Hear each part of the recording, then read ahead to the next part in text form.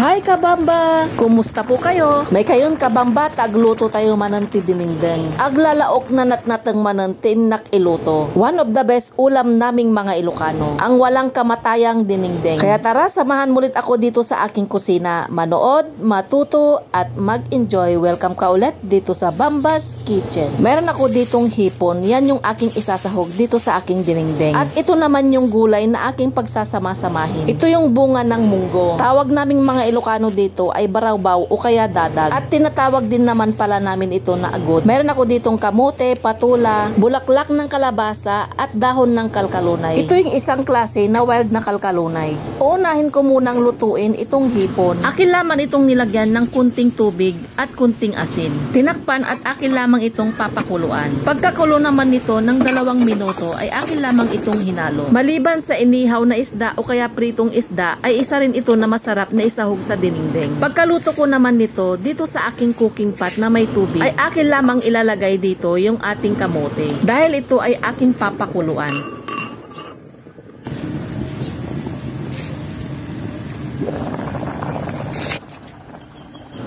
After naman ng pagpapakulo ko dito ng 2 minuto ay naglagay na ako dito ng bagoong. At nilagay ko na rin dito yung buto ng munggo. Ito yung medyo magulang na bunga na munggo. Tinanggalan lang ito ng balat. Tinakpan at akin lamang itong pinakuluan ng 3 minuto. Tsaka ko naman nilagay itong bunga. Dito sa norte ay talagang niluluto namin yung bunga ng munggo. Sa inyong lugar kabamba, inyo rin ba itong niluluto? Akin lamang itong pinakuluan ng saglit. Dahil saglit lang naman maluto itong bunga.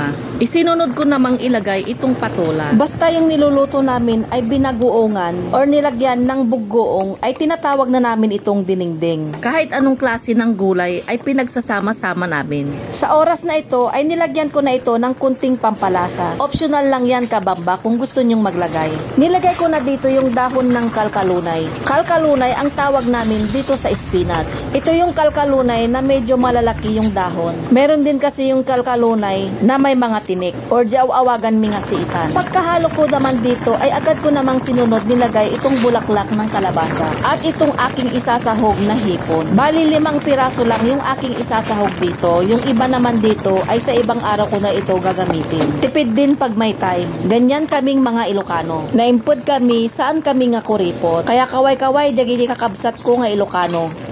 Nilagay ko lang dito yung kunting sabaw na aking pinagpakuluan dito sa hipon. Dagdag pampalasa dito sa aking nilulutong dinengdeng. 1 minuto lang na pagpapakulo natin dito ay talagang luto na yung ating dinengdeng. Masarap din naman kasi sa dinengdeng pag half cook itong mga gulay. Ako kasi ay mas gusto ko ito na half cook. Na ay mas gamin kakabsat, umigup ti sabaw, lalo ta fresh dagito'y natang na. Iso nga sumamit dati diguna. Huwag nyo lang kalimutang tikman itong niluluto nyo para may adjust nyo ang lasa. Paki-follow or like mo naman po ang Bamba's Kitchen pag di ka pa nakapag-follow. At maraming salamat sa mga taong nag-share ng aking mga video. Mangantayon kakabsat. Thank you for watching kabamba. Hanggang sa muli.